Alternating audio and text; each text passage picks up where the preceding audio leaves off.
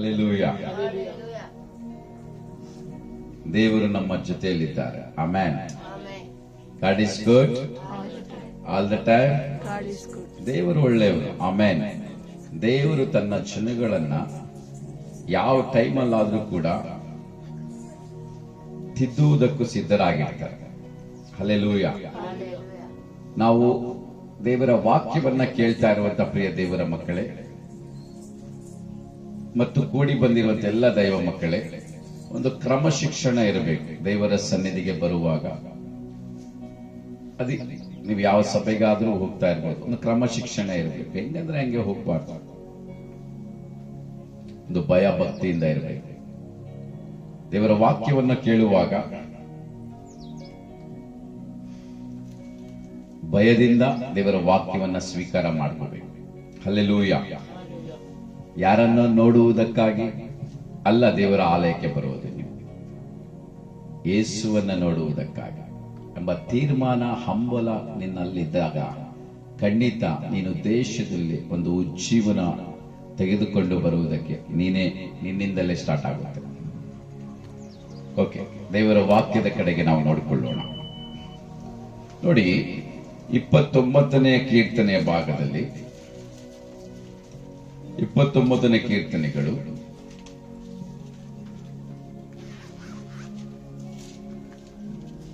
11ನೇ ವಚನ. ಯೆಹೋವನು ತನ್ನ ಜನರಿಗೆ ಬಲವನ್ನು ಅನುಗ್ರಹಿಸುವನು, ಆತನು ತನ್ನ ಪ್ರಜೆಗೆ ಸುಕ್ಷೇಮವನ್ನು ದಯಪಾಲಿಸುವನು. ಆಮೆನ್. ಹಲ್ಲೆಲೂಯಾ. ಯೆಹೋವನು ತನ್ನ ಜನರಿಗೆ ಬಲವನ್ನು ಅನುಗ್ರಹಿಸುವನು. ದೇವರು ಬಲ ಏನಕ್ಕೆ ಅನುಗ್ರಹಿಸ್ತಾನೆ? ಬಲ ಬೇಕು. ಇಹಲೋಕದ ಆಹಾರದಿಂದ ನಮಗೆ ಶಕ್ತಿ ಸ್ವಲ್ಪ ಹೊತ್ತು ಬೆಳಿಗ್ಗೆ ಟಿಫನ್ ತಿಂದಿದ್ದು ಟಿಫನ್ ಮಧ್ಯಾಹ್ನ ತನಕ ನಡೆಸುತ್ತೆ, ಮಧ್ಯಾಹ್ನ ಊಟ ರಾತ್ರಿ ತನಕ ನಡೆಸುತ್ತೆ, ರಾತ್ರಿ ಊಟ ನೈಟಲ್ಲಿ ತಂಪಾಗಿ ಮಲ್ಕೊಂಡು ಬೆಳಿಗ್ಗೆ ಎದ್ದೋಳೋ ತನಕ ನಡೆಸುತ್ತೆ. ಹಲ್ಲೆಲೂಯಾ. ಅಷ್ಟೇ. ಎಲ್ಲ ಒಂದೊಂದು ಟೈಮ್ ವರೆಗೂ, ಬೆಳಗ್ಗೆ ಟಿಫನ್ ಒಂದು ಟೈಮ್ ವರೆಗೂ ನಡೆಸುತ್ತೆ, ಮಧ್ಯಾಹ್ನ ಊಟ ಒಂದು ಟೈಮ್ ವರೆಗೂ ನಡೆಸುತ್ತೆ, ರಾತ್ರಿ ಊಟ ಒಂದು ಟೈಮ್ ವರೆಗೂ ನಡೆಸುತ್ತೆ. ಈ ಕಡೆ ನೋಡ್ರಿ, ಗಮನ ಕೊಡ್ರಿ ಈ ಕಡೆಗೆ. ಆದ್ರೆ ನಮ್ಮ ಜೀವಿತದಲ್ಲೂ ಕೂಡ ಒಂದು ಟೈಮ್ ವರೆಗೂ ನಡೆಸುವಂತ ಆಹಾರ, ಆ ಬಲದ ಕುರಿತು ನಾನು ಮಾತನಾಡ್ತಾ ಇಲ್ಲ. ಲೈಫ್ ಟೈಮ್ ಏನ್ ಇದ್ರೂ ಏನ್ ಇಲ್ಲದೆ ಇದ್ರೂ ಕೂಡ ನಿನ್ನನ್ನು ನಡೆಸುವಂತದ್ದು ಬೇಕಾಗಿದೆ. ಆಮೆನ್. ಹಲ್ಲೆಲೂಯಾ. ಮತ್ತಾಯನು ಬರೆದ ಸುವಾರ್ತೆ 4ನೇ ಅಧ್ಯಾಯ 4ನೇ ವಚನ ಏನಂತ ಬರೆಯಲ್ಪಟ್ಟಿದೆ ಅಂದ್ರೆ, ಯೇಸು ಸ್ವಾಮಿಗೆ ಸೈತಾನ ಬಂದು ಈ ಕಲ್ಲುಗಳನ್ನ ರೊಟ್ಟಿಗಳನ್ನ ಮಾಡಿಕೋ ಎಂಬುದಾಗಿ ಹೇಳ್ತಾನೆ. ಹಲ್ಲೆಲೂಯಾ. ನೋಡಿ, ಕಲ್ಲುಗಳನ್ನ ರೊಟ್ಟಿ ಆಗುವಂತೆ ಅಪ್ಪಣೆ ಕೊಡು ಎಂದು ಹೇಳಲು, ಮನುಷ್ಯನು ರೊಟ್ಟಿ ತಿಂದ ಮಾತ್ರದಿಂದ ಬದುಕುವುದಿಲ್ಲ, ದೇವರ ಬಾಯಿಂದ ಹೊರಡುವ ಪ್ರತಿಯೊಂದು ಮಾತಿನಿಂದಲೂ ಬದುಕುವನು ಎಂದು ಬರೆದಿದೆ. ಆಮೆನ್. ಹಲ್ಲೆಲೂಯಾ. ದೇವರ ಬಾಯಿಂದ ಹೊರಡುವ ಮಾತಿನಿಂದ, ಆ ದೇವರ ಬಾಯಿಂದ ಹೊರಡುವಂತ ಆ ಮಾತಿನಿಂದ ನೀನು ಬಲವನ್ನ ಹೊಂದಿಕೊಂಡ್ರೆ ನೀನು ಖಂಡಿತವಾಗಿ ನೀನು ಕುಗ್ಗಿ ಹೋಗುವುದಿಲ್ಲ.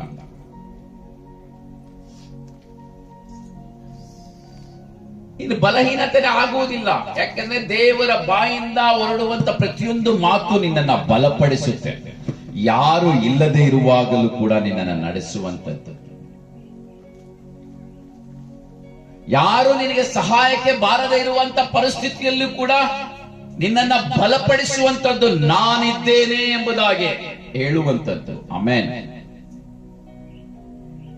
ಈ ಅಂತ್ಯ ದಿನಗಳಲ್ಲಿ ನಾವುಗಳು ನಮಗೆ ಒಂದು ಸುಕ್ಷೇಮವನ್ನ ನನಗೆ ದಯಪಾಲಿಸುವೆನು ಎಂಬುದಾಗಿ ದೇವರ ವಾಕ್ಯದಲ್ಲಿ ನಾವು ನೋಡಿಕೊಂಡಾಗ ಸುಕ್ಷೇಮವನ್ನ ದಯಪಾಲಿಸುತ್ತಾನೆ. ಕಾರಣ ಏನು ಅಂತ ಹೇಳಿದ್ರೆ, ದೇವರ ರಾಜ್ಯವನ್ನ ಕಟ್ಟುವುದಕ್ಕಾಗಿ, ಯೇಸುವನ್ನ ನೋಡುವುದಕ್ಕಾಗಿ, ದೇವರನ್ನ ಹುಡುಕುವುದಕ್ಕಾಗಿ. ಆಮೆನ್. ದೇವರಿಗೆ ಸುಕ್ಷೇಮವನ್ನ ದಯಪಾಲಿಸುತ್ತಾನೆ. ದೇವರ ಬಲ ನಿನ್ನನ್ನು ನಿತ್ಯತ್ವದಲ್ಲಿ ನಡೆಸುತ್ತದೆ. ಇಹಲೋಕದ ಆಹಾರಗಳು ಒಂದು ಟೈಮ್ ವರೆಗೂ ಇರುತ್ತೆ. ಟಿಫನ್ ಒಂದು ಮಧ್ಯಾಹ್ನದವರೆಗೂ ಇರುತ್ತೆ. ಟಿಫನ್ ತಿಂದ್ರೆ ಮಧ್ಯಾಹ್ನದವರೆಗೂ ಬಲವಾಗಿರ್ತೀವಿ, ಆಮೇಲೆ ಹಸಿವಾಗುತ್ತೆ, ಬಲ ಹೊಳ್ಕೊಳ್ಳಿ.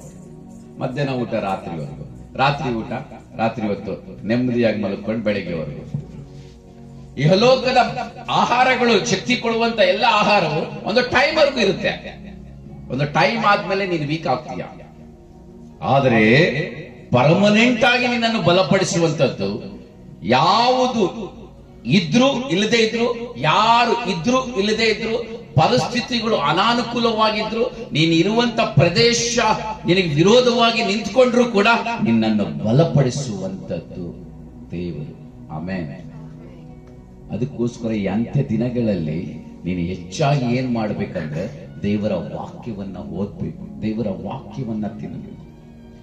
ಅದಕ್ಕೆ ಆಮೋಸನು ಹೇಳ್ತಾನೆ, ಆಮೋಸನು ಪ್ರವಾದಿ ಆಗಿರುವಂತ ಆಮೋಸನು ಅಂತ್ಯ ದಿನಗಳಲ್ಲಿ ಅನ್ನದ ಕ್ಷಾಮ ಅಲ್ಲ, ವಸ್ತ್ರದ ಕ್ಷಾಮ ಅಲ್ಲ, ದೇವರ ವಾಕ್ಯದ ಕ್ಷಾಮ ಬರುತ್ತದೆ ಎಂಬುದಾಗಿ. ಯಾಕೆ ದೇವರ ವಾಕ್ಯದ ಕ್ಷಾಮ ಬರುತ್ತದೆ? ಇರುವಂತ ಟೈಮಲ್ಲಿ ನೀನು ಉಪಯೋಗಿಸಿಕೊಂಡಿಲ್ಲ ಅಂದ್ರೆ, ಇರುವಂತ ಟೈಮಲ್ಲಿ ನಿನ್ಗೆ ಇಷ್ಟ ಬಂದಾಗ ನೀನು ಓದ್ತಾ ಇದ್ರೆ, ಇರುವಂತ ಟೈಮಲ್ಲಿ ನೀನು ನೆಗ್ಲಿಜೆನ್ಸಿ ಮಾಡ್ತಾ ಇದೀಯಾ. ಅದಕ್ಕಾಗಿ ಜ್ಞಾನೋಕ್ತಿಗಳಲ್ಲಿ ಹೀಗೆ ಬರೆಯಲ್ಪಟ್ಟಿದೆ, ದೇವರ ವಾಕ್ಯವನ್ನ ಉಲ್ಲಂಘಿಸುವವನು ನಾಶವಾಗಿ ಹೋಗ್ತಾನಂತೆ. ದೇವರ ವಾಕ್ಯ ಇರೋದು ನಿನ್ನನ್ನು ಬಲಪಡಿಸುವುದಕ್ಕಾಗಿ, ದೇವರ ವಾಕ್ಯ ಯೇಸುವಿನ ಹಾಗೆ ಮಾರ್ಪಾಡಾಗುವುದಕ್ಕಾಗಿ. ಆಮೆನ್. ವಾಕ್ಯನೇ ಯೇಸು, ಯೇಸುನೇ ವಾಕ್ಯ. ಯೇಸು ಸ್ವಾಮಿ ಬಂದು ನಮ್ಮ ಮುಂದೆ ಪ್ರತ್ಯಕ್ಷವಾಗಿ ದರ್ಶನ ಆದ್ರೆ ಏನ್ ಹೇಳ್ತಾನೆ ಅಂದ್ರೆ, ಇದೇ ಈ ವಾಕ್ಯ ಏನ್ ಹೇಳುತ್ತೋ ಅದರ ಪ್ರಕಾರ ನೀವು ನಡೀರಿ ಎಂಬುದಾಗಿ ಹೇಳ್ತಾರೆ. ವಾಕ್ಯ ಬಿಟ್ಟು ಮತ್ತೊಂದು ಮಾತನಾಡೋದಿಲ್ಲ. ನನಗೆ ದರ್ಶನ ಬೇಕು, ದರ್ಶನ ಬೇಕು, ದರ್ಶನ ಬೇಕು. ಎಸ್, ನಿನಗೆ ದೇವರು ದರ್ಶಿಸಿದ್ರೆ ಒಂದು ಮಾತು ಹೇಳ್ತಾರೆ, ಏನಂತ ಕೇಳಿದ್ರೆ ದೇವರ ವಾಕ್ಯ ಏನ್ ಹೇಳುತ್ತೋ ಅದೇ ಅದರ ಪ್ರಕಾರ ನಡಿ ಎಂಬುದಾಗಿ ಹೇಳ್ತಾರೆ. ಆ ವಾಕ್ಯದ ಪ್ರಕಾರ ನಾವು ಜೀವಿಸುವುದಕ್ಕೆ ಸಿದ್ಧರಾಗಬೇಕು. ಅದಕ್ಕಾಗಿ ಬಲವನ್ನು ಹೊಂದ್ಕೋಬೇಕು. ನಿನಗೆ ಯಾವ ರೀತಿಯಲ್ಲಿ ಬಲ ಬರುತ್ತೆ? ನಿನಗೆ ಬಲ ಬೇಕು ಅಂತ ಹೇಳಿದ್ರೆ ವಾಕ್ಯವನ್ನ ತಿನ್ನಬೇಕು, ವಾಕ್ಯವನ್ನ ಓದಬೇಕು. ಆ ವಾಕ್ಯವನ್ನ ಓದ್ತಾ ಓದ್ತಾ ಓದ್ತಾ ಓದ್ತಾ ಹೃದಯದಲ್ಲಿ ಅಣುಗಳಲ್ಲಿ, ರಕ್ತದ ಕಣಗಳಲ್ಲಿ ಒಂದಾಗಬೇಕು. ವಾಕ್ಯ ನಿನ್ನಲ್ಲಿ ಹೋದಾಗ ವಾಕ್ಯದ ಜೊತೆಯಲ್ಲಿ ಪರಿಶುದ್ಧಾತ್ಮನು ಹೋಗ್ತಾರೆ. ಪರಿಶುದ್ಧಾತ್ಮ, ತಂದೆಯಾದ ದೇವರು, ಮೂವರು ಕೂಡ ತ್ರಿಯೇಕ ದೇವರು ನಿನ್ನ ಒಳಗಡೆ ಇದ್ದುಕೊಂಡು ಒಂದು ಮನೆ ಕಟ್ಕೊಂಡು ಬರ್ತಾರೆ. ಆಮೆನ್.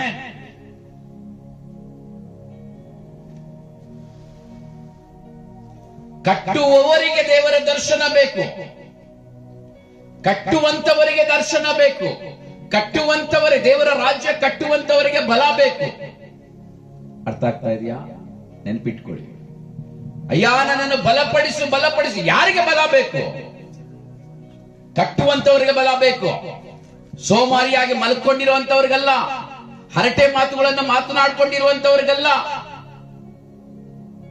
ನಿರ್ಲಕ್ಷ್ಯವಾಗಿರುವಂತವರಿಗಲ್ಲ, ಲೋಕದಲ್ಲಿ ಬೆರೆತು ಹೋಗಿರುವಂತವರಿಗಲ್ಲ, ಹೆಸರಿಗೆ ಕ್ರೈಸ್ತನಾಗಿದ್ದುಕೊಂಡು ನೀನು ಮಾಡೋದೆಲ್ಲ ಮಾಡ್ತಾ ಇರುವಂತವರಿಗೆ ಅಲ್ಲ. ದೇವರ ರಾಜ್ಯ ಕಟ್ಟುವಂತವರಿಗೆ ಬಲ ಬೇಕು, ಕಟ್ಟುವಂತವರಿಗೆ ಬಲ ಬೇಕು, ಕಟ್ಟುವಂತವರಿಗೆ ಬಲ ಬೇಕು. ನೀನು ಕಟ್ಟುವಂತವನಾಗಿದ್ರೆ ನಿನಗೆ ಬಲ ಬೇಕು. ನಿನಗೆ ಬಲ ಯಾವ ರೀತಿಯಲ್ಲಿ ಬರುತ್ತದೆ ಅಂತಂದ್ರೆ, ದೇವರ ವಾಕ್ಯವನ್ನ ಓದುವುದರ ಮೂಲಕ, ತಿನ್ನುವುದರ ಮೂಲಕ, ದೇವರ ವಾಕ್ಯದ ಪ್ರಕಾರ ನಡೆಯುವುದರ ಮೂಲಕ. ಪರಿಶುದ್ಧಾತ್ಮನು ಈ ಲೋಕದಲ್ಲಿ ನಮಗೆ ದೇವರಲ್ಲಿ ಬಲವನ್ನು ಹೊಂದಿಕೋ ಎಂಬುದಾಗಿ ಯಾವುದರ ಮೂಲಕ ಒಂದು ಹೇಳ್ತಾ ಇದ್ದಾನೆ. ದೇವರ ವಾಕ್ಯದ ಮೂಲಕ ನೀನು ಬಲವನ್ನು ಹೊಂದಿಕೋ. ಅರ್ಥ ಆಗ್ತಾ ಇದೆಯಾ? ದಾವೀದನು ಕೂಡ ಅಷ್ಟೇ. 1ನೇ ಸಾಮುವೇಲ 30ನೇ ಅಧ್ಯಾಯ 7-8ನೇ ವಚನದಲ್ಲಿ ಪ್ರಕಾರ ದಾವೀದನು ಬಲು ಇಕ್ಕಟ್ಟಿನಲ್ಲಿ ಸಿಕ್ಕಾಕೊಂಡ್ಬಿಟ್ಟ. ಬಹಳ ಇಕ್ಕಟ್ಟಿನಲ್ಲಿದ್ದಾನೆ. ಇಕ್ಕಟ್ಟಿನಲ್ಲಿರುವಾಗ ದಾವೀದನು ಯೆಹೋವನಲ್ಲಿ ತನ್ನನ್ನ ಬಲಪಡಿಸಿಕೊಂಡ. ದೇವರಲ್ಲಿ ಬಲಪಡಿಸಿಕೊಂಡ. ಯಾಕೆ? ದಾವೀದನು ಬರೆದ ಕೀರ್ತನೆಗಳು 1ನೇ ಅಧ್ಯಾಯದಲ್ಲಿ ಏನ್ ಮಾಡ್ತಾ ಇದ್ದಾನೆ ದಾವೀದನು? ನನ್ನ ಕಡೆಗೆ ನೋಡ್ರಿ, ಎಲ್ಲರಿಗೂ ಗೊತ್ತಿರುವಂತ ವಚನ. ದೇವರ ವಾಕ್ಯವನ್ನ ಹಗಲಿರುಳು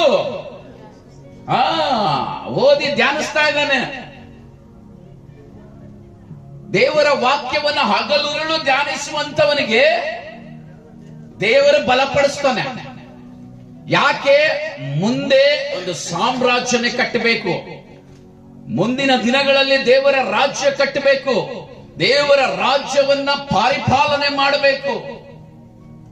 ಕಟ್ಟುವಂತವರಿಗೆ ದೇವರು ದರ್ಶನ ಕೊಡುವಾತನಾಗಿರ್ತಾನೆ.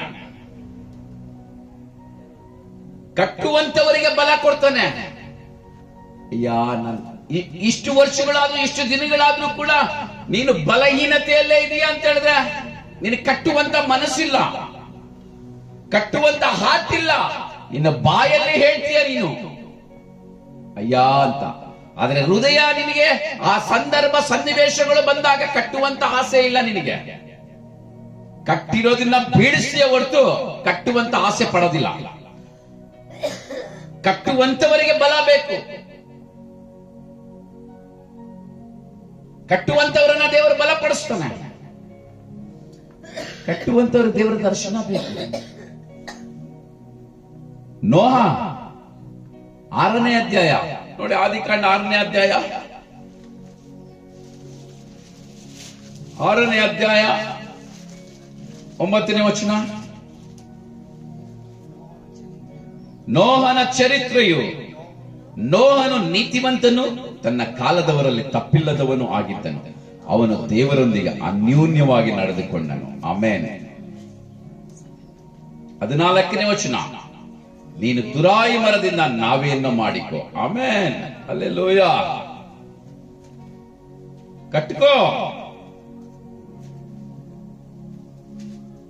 ನೋಹಾಗೆ ದೇವರ ಬಲ ಬೇಕು. ಯಾಕೆ? ನಾವೇನ ಕಟ್ಟುವುದಕ್ಕಾಗಿ. ಆಮೇನ್. ನಾವೆಲ್ಲಿ 3 ಅಂತಸ್ತುಗಳು ಇರಬೇಕು. ಎಸ್, ತಂದೆ, ಕುಮಾರ, ಪವಿತ್ರಾತ್ಮ ತ್ರಿಯೇಕ ದೇವರು ಅಲ್ಲಿ ನಿವಾಸ ಮಾಡ್ತಾರೆ. ಆಮೇನ್. ಕಟ್ಟುವುದಕ್ಕಾಗಿ, ತ್ರಿಯೇಕ ದೇವರ ನಿವಾಸ ಸ್ಥಾನ ಆಗುವುದಕ್ಕಾಗಿ ನಾವೇ ಕಟ್ಟಬೇಕು. ಆಮೇನ್.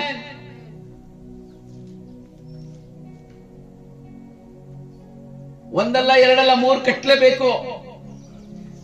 ಈ ದಿನ ನಮ್ಮ ಜೀವಿತದಲ್ಲೂ ಕೂಡ ಅಷ್ಟೇ. ನಿನ್ನ ಹೃದಯವೆಂಬ ಆಲಯವನ್ನ ನೀನು ಕಟ್ಕೋಬೇಕು. ಕಟ್ಟುವಂತವರಿಗೆ ದೇವರ ದರ್ಶನ ಬೇಕು. ನೋಹನಿಗೆ ದೇವರ ದರ್ಶನ ಬೇಕು. ದೇವರ ದರ್ಶನ ಇಲ್ಲದೆ ನಾವೇನ ಕಟ್ಟೋದಿಕ್ಕಾಗಲ್ಲ. ದರ್ಶನದ ಮೂಲಕ, ದೇವರ ಆಲೋಚನೆಯ ಮೂಲಕ ಕಟ್ಟಬೇಕು. ಅದಕ್ಕಾಗಿ ಬಲ ಬೇಕು. ಆಮೇನ್. ಅದಕ್ಕಾಗಿ ದರ್ಶನ ಬೇಕು. ದೇವರನ್ನು ನೋಡಬೇಕು, ದೇವರ ಸ್ವರವನ್ನ ಕೇಳಬೇಕು. ಹಲ್ಲೆಲೂಯಾ. ನೋಹನ ಹತ್ರ ದೇವರು ಮಾತನಾಡಿದ್ದಾನೆ. ನೋಹನು ದೇವರ ಜೊತೆಯಲ್ಲಿ ಅನ್ಯೂನ್ಯವಾಗಿ ನಡೆದನು. ದೇವರು ನೋಹ ಇಬ್ಬರು ಜೊತೆಯಲ್ಲಿ ಅನ್ಯೂನ್ಯವಾಗಿ ನಡೆದರು. ಕಾರಣ ಏನು? ನೋಹನಿಗೆ ಬೇಕು. ಯಾಕೆ? ಕಟ್ಟುವುದಕ್ಕಾಗಿ ಬಲ ಬೇಕು. ಆಮೇನ್. ನೋಹನಿಗೆ ದರ್ಶನ ಬೇಕು. ಎಸ್, ಕಟ್ಟುವಂತವರಿಗೆ ದರ್ಶನ ಬೇಕು. ನಿನಗಲ್ಲ, ಸೋಮಾರಿಯಾಗಿ ಮಲ್ಕೊಂಡಿರುವಂತವನಿಗೆ. ನೀನ್ ಬೆಳಿಗ್ಗೆಯಿಂದ ಸಾಯಂಕಾಲದವರೆಗೂ ಕೆಲಸ ಅಂತ ಬ್ಯುಸಿಯಾಗಿರುವಂತ ನಿನಗೆಲ್ಲ ಬಲ ಬೇಕಾಗಿರೋದು. ಲೋಕಕ್ಕಾದ್ರೆ, ಲೋಕದಲ್ಲಿರುವಂತ ಕೆಲಸ ಕಾರ್ಯಗಳಿಗೆ, ಲೋಕದಲ್ಲಿರುವಂತವರಿಗೆ 8 hours ಟೈಮ್ ಕೊಡ್ತೀಯ. ಆದ್ರೆ ದೇವರಿಗಾದ್ರೆ, ದೇವರ ನಿನ್ನನ್ನು ಬಲಪಡಿಸುವುದಕ್ಕಾದ್ರೆ 10 ನಿಮಿಷ, 5 ನಿಮಿಷ, 1 hour, 2 hour ಕೊಡ್ತೀನೋ ಅಷ್ಟೇ. ಅದು ಕೂಡ ನಿನ್ನ ಮನಸ್ಸು ಅರ್ಧ ಗಂಟೆ ಲೋಕದಲ್ಲಿರುತ್ತೆ, ಅರ್ಧ ಗಂಟೆ ಇಲ್ಲಿರುತ್ತೆ. ಅದು ಕೂಡ ಸ್ವಲ್ಪ ಹೊತ್ತು ಆಚೆ ಕಡೆ, ಸ್ವಲ್ಪ ಹೊತ್ತು ಒಳಗಡೆ ಕೊಟ್ಟಿರುವಂತ 1 ಗಂಟೆ 2 ಗಂಟೆಯಲ್ಲಿ. Check in your heart. ನಿನ್ನ ಹೃದಯಗಳನ್ನ ಪರೀಕ್ಷೆ ಮಾಡಿಕೋಬೇಕು. ನಿನಗೆ ಯಾಕೆ ದರ್ಶನ ಬೇಕು? ಅಯ್ಯ, ನಾನು ನಿನ್ನನ್ನು ನೋಡ್ಬೇಕಪ್ಪ. ಎಸ್, ಯಾಕೆ ನೋಡ್ಬೇಕು? ಯಾಕೆ ನೋಡ್ಬೇಕು? ಯಾಕೆ ದರ್ಶನ ಕೊಡಬೇಕು? ದೇವರ ರಾಜ್ಯವನ್ನು ಕಟ್ಟುವಂತ ಆಸೆ ಇದೆಯಾ? ನೋಹಂತರ ಕಟ್ಟುವವರಿಗೆ ದೇವರ ಕೊಡ್ತಾನೆ ಬಲ. ಯಾರಿಗಂದ್ರೆ ಯಾರನ್ನೇ ಬಲಪಡಿಸಲ್ಲ, ಯಾರಂದ್ರೆ ಅವ್ರನ್ನೇ ಬಲಪಡಿಸಲ್ಲ. ಹಲ್ಲೆಲೂಯಾ. ಕಟ್ಟುವಂತವರನ್ನ ದೇವರು ಬಲಪಡಿಸುವ ಆತನಾಗಿರ್ತಾನೆ. ನೋಡಿ, ಕೀರ್ತನೆಗಳು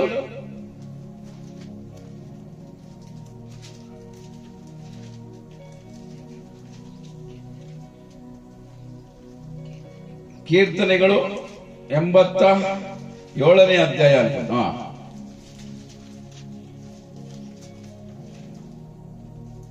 84ನೇ ಅಧ್ಯಾಯ 7ನೇ ವಚನ. ಅವರು ಹೆಚ್ಚು ಹೆಚ್ಚಾಗಿ ಬಲವೊಂದು ಚಿಯೋನ್ಗಿರಿಯಲ್ಲಿ ದೇವರ ಸನ್ನಿಧಿಯನ್ನ ಸೇರಿ, ಸೇನಾಧೀಶ್ವರನಾದ ಯೆಹೋವ ದೇವರೇ ನನ್ನ ಮೊರೆಯನ್ನು ಕೇಳು, ಯಾಕೋಬ್ಯರ ದೇವರೇ ಕಿವಿಗೊಡು ಅನ್ನುತ್ತಾರೆ. ವಾಕ್ಯ ಓದು ಅಂದ್ರೆ ಮನಸ್ಸಿನಲ್ಲಿ ಕೊಡ್ಕೊಳ್ಳೋದಲ್ಲ, ವಾಕ್ಯ ಹೇಳೋದಕ್ಕೂ ದಮ್ ಇರಬೇಕು, ಸ್ಪಷ್ಟವಾಗಿ ಹೇಳಬೇಕು. ಆಮೇಲೆ ನಿನ್ನ ಪಕ್ಕದಲ್ಲಿರೋರಾದ್ರೂ ಕೇಳಿಸ್ಕೋಬೇಕು. Hallelujah, hallelujah. ನೋಡಿ, ಅವರು ಹೆಚ್ಚು ಹೆಚ್ಚಾಗಿ ಬಲವನ್ನ ಹೊಂದಿ ಚಿಯೋನ್ಗಿರಿಯಲ್ಲಿ ದೇವರ ಸನ್ನಿಧಿಯನ್ನ ಸೇರಿ, ಆಮೇಲೆ ಬಲವನ್ನ ಹೊಂದಿಕೊಂಡು ಎಲ್ಲಿ ಸೇರ್ತಾ ಇದ್ದಾರೆ? ಸನ್ನಿಧಿಯಲ್ಲಿ ಸೇರ್ತಾ ಇದ್ದಾರೆ. ಆಮೇಲೆ ಬಲವನ್ನ ಹೊಂದಿಕೊಂಡು ಲೋಕದಲ್ಲಿ ಸೇರ್ತಾ ಇಲ್ಲ. ಏನಕ್ಕೆ ದೇವರ ಬಲವನ್ನ ಹೊಂದಿಕೊಳ್ತಾ ಇದ್ದಾರೆ? ಏನಕ್ಕೆ ದೇವರ ಬಲ ನಿನಗೆ ಬೇಕು? ಏನಕ್ಕೆ ದೇವರ ಬಲ ನಿನಗೆ ಬೇಕು? ದೇವರ ಸನ್ನಿಧಿಗೆ ಸೇರುವುದಕ್ಕಾಗಿ. ಲೋಕದಲ್ಲಿ ಸೇರಿದ್ರೆ ಬೆರೆತು ಮುಳುಗೋಗ್ತೀಯ. ಲೋಕದಲ್ಲಿ ದೇವರ ಸನ್ನಿಧಿಯಲ್ಲಿ ಸೇರಿ ದೇವರನ್ನು ನೋಡುವುದಕ್ಕಾಗಿ ದೇವರ ಬಲ ಬೇಕು ನಿನಗೆ. ದೇವರ ಬಲ ಹೇಗೆ ಬರುತ್ತದೆ ಎಂಬುದಾಗಿ ನಾವು ನೋಡಿದಾಗ ಇಂದಿನ ವಚನಗಳಲ್ಲಿ ದೇವರ ಬಾಯಿಂದ ಹೊರಡುವಂತ ಪ್ರತಿಯೊಂದು ಮಾತಿನಿಂದಲೂ ಬದುಕುತ್ತಾನೆ. ಬಲ ಇದ್ದಾಗ ಬದುಕ್ತೀಯ. ದೇವರ ವಾಕ್ಯ ನಿನ್ನನ್ನ ಬದುಕಿಸುವಂತದ್ದು. Check in your heart. ನಿನಗೆ ದರ್ಶನ ಏನಕ್ಕೆ ಬೇಕು? ಪ್ರಶ್ನೆ ಹಾಕಬೇಕು. ಕಟ್ಟುವಂತವರಿಗೆ ದರ್ಶನ ಬೇಕು, ಕಟ್ಟುವಂತವರಿಗೆ ದೇವರ ನಡೆಸುವಿಕೆ ಬೇಕು. ಅಯ್ಯ, ನನ್ನ ಜೊತೆ ಮಾತನಾಡಪ್ಪ, ಏನಕ್ಕೆ ನನ್ನ ಜೊತೆಯಲ್ಲೇ ಮಾತನಾಡಪ್ಪ ಎಂಬುದಾಗಿ ಕೇಳ್ತಾ ಇದೆಯಾ? ಏನಕ್ಕೆ ನನ್ನ ಹತ್ರ ನನಗೆ ಒಂದೇ ಒಂದೊಂದು ದರ್ಶನ ಕೊಡಪ್ಪ, ನಾನು ನಿನ್ನನ್ನು ನೋಡ್ಬೇಕಪ್ಪ ಎಂಬುದಾಗಿ ಕರೀತಾ ಇದೆಯಾ? ಪ್ರಶ್ನೆ ಹಾಕೊಂಡಿದ್ಯಾ? ಕಟ್ಟುವಂತವರಿಗೆ ನೋಹ ನಾವೇ ಕಟ್ಟಿದ. ಕಟ್ಟುವಂತವರಿಗೆ ದೇವರನ್ನು ಕಟ್ಟಿಕೊಳ್ಳುವಂತವರಿಗೆ ದರ್ಶನ ಬೇಕು. ನಿನ್ನ ಹೃದಯವೆಂಬ ಆಲಯವನ್ನ, ಈ ದೇಹದಲ್ಲಿ ದೇವರನ್ನ ಕಟ್ಕೋಬೇಕು. ಹಂತ ಹಂತವಾಗಿ ದೇವರ ನಿಯಮಗಳ ಪ್ರಕಾರ, ದೇವರ ಆಜ್ಞೆಗಳ ಅನುಸಾರವಾಗಿ, ವಾಕ್ಯದ ಅನುಸಾರವಾಗಿ ಕಟ್ಕೋಬೇಕು. ಗಮನ ಇರಲಿ ಈ ಕಡೆಗೆ, ಆ ಕಡೆ ಈ ಕಡೆ ಹತ್ರ ಮಾತನಾಡ್ತಾ ಇರ್ಬೇಡ್ರೆ. ಕಟ್ಟುವಂತವರಿಗೆ ದೇವರ ಬಲ ಬೇಕು. ಹಲ್ಲೆಲೂಯಾ. ಕಟ್ಟುವಂತವರಿಗೆ ಬಲ ಬೇಕು. ಏನು ಬಿಡೋ, ನಿರ್ಲಕ್ಷ್ಯವಾಗಿರುವಂತವರಿಗಲ್ಲ. ಈ ದಿನ ನಿನ್ನ ಜೀವಿತ ಹೇಗಿದೆ? ನಿನ್ನ ಹೃದಯವನ್ನು ಪರೀಕ್ಷೆ ಮಾಡಿ. ಯಾಕೋಬನು ಬರೆದ ಪತ್ರಿಕೆಯಲ್ಲಿ 4ನೇ ಅಧ್ಯಾಯ ತೆಗೆಯಿರಿ. 4ನೇ ಅಧ್ಯಾಯ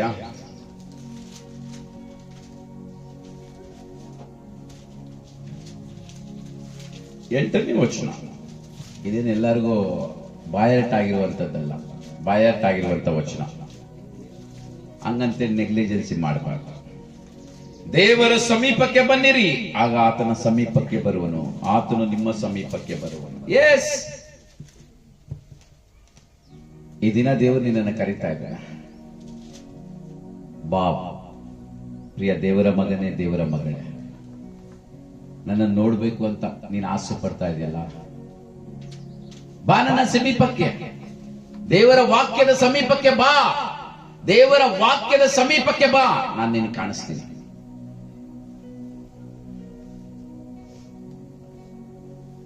ಪ್ರಾರ್ಥನೆಯಲ್ಲಿ ಬಾ, ಪ್ರಾರ್ಥನೆಗೆ ಬಾ, ನಾನು ನಿನ್ನನ್ನು ಕಾಣಿಸ್ತೀನಿ. ಪರಿಶುದ್ಧತೆಯ ಜೀವಿತವನ್ನು ಜೀವಿಸುವುದಕ್ಕೆ ಬಾ, ತೀರ್ಮಾನ ಮಾಡಿಕೋ. ಪರಿಶುದ್ಧತೆ ಇಲ್ಲದೆ ದೇವರನ್ನು ನೋಡೋದಕ್ಕಾಗಲ್ಲ. ಪರಿಶುದ್ಧತೆಯ ಮೂಲಕ ದೇವರನ್ನು ನೋಡ್ತೀಯ. ಬಾ, ದೇವರ ಸಮೀಪಕ್ಕೆ ಬಾ, ಆಗ ಆತ ನಿನ್ನ ಸಮೀಪಕ್ಕೆ ಬರುವನು. ಆಗ ದೇವರನ್ನು ನೋಡ್ಕೊಳ್ತಾ ಇರ್ತೀಯ. ಏನಕ್ಕೆ? ದೇವರ ರಾಜ್ಯ ಕಟ್ಟುವುದಕ್ಕಾಗಿ. ಆಗ ನೀನ್ ದೇವರೇ ನನ್ನನ್ನ ಬಲಪಡಿಸುಪ್ಪ ತಂದೆ ಎಂಬುದಾಗಿ ಕೇಳ್ಕೊಂಡಾಗ ಬಲಪಡಿಸ್ತಾನೆ. ಈಗ ಲೋಕದ ಆಹಾರ ಸ್ವಲ್ಪ ಟೈಮ್ ತನಕ ನೀನು ಬಲಿಷ್ಠನಾಗಿರ್ತೀಯ, ಬಲವನ್ನು ಹೊಂದಿಕೊಳ್ತೀಯ. ಆದ್ರೆ ದೇವರು ಬಲಪಡಿಸಿದ್ರೆ ನೀನು ಯುಗ ಯುಗಗಳಲ್ಲೂ ಕೂಡ ಬಲಿಷ್ಠನಾಗಿ ಇರ್ತೀಯ. ಯಾವುದು, ಯಾರು, ಯಾವ ಪರಿಸ್ಥಿತಿಗಳು ಏನು ಕೂಡ ನಿನ್ನನ್ನ ಕುಂದಿಸಲಾರದು. ಕಾರಣ ದೇವರ ವಾಕ್ಯದಿಂದ ಬಲವನ್ನು ಹೊಂದಿಕೊಂಡಿದೆ. Amen, hallelujah. ಈ ದಿನ ಪ್ರಶ್ನೆ ಹಾಕೋ, ನಿನ್ನನ್ನು ನೀನು ಪ್ರಶ್ನೆ ಹಾಕೋ, ಯಾಕೆ ನನಗೆ ದರ್ಶನ ಬೇಕು? ಯಾಕೆ ದರ್ಶನ ಬೇಕು? ಎಸ್, ನೀನು ಪ್ರಶ್ನೆ ಹಾಕೋ, ಯಾಕೆ ನನ್ನ ಹತ್ರ ದೇವರು ಮಾತನಾಡಬೇಕು? ನಿನಗೆ ಉತ್ತರ ದೇವರ ವಾಕ್ಯದ ಅನುಸಾರವಾಗಿದೆಯಾ?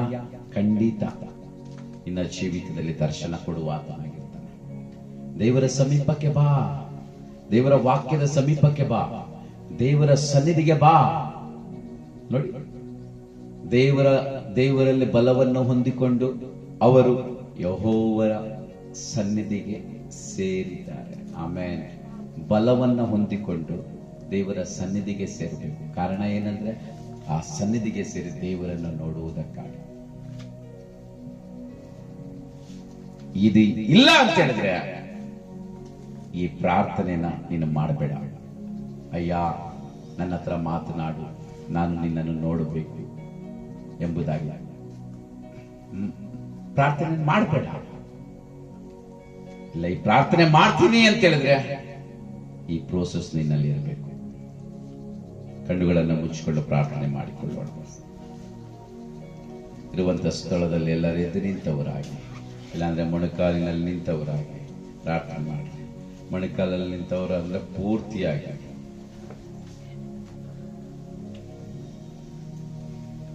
Thank you lord.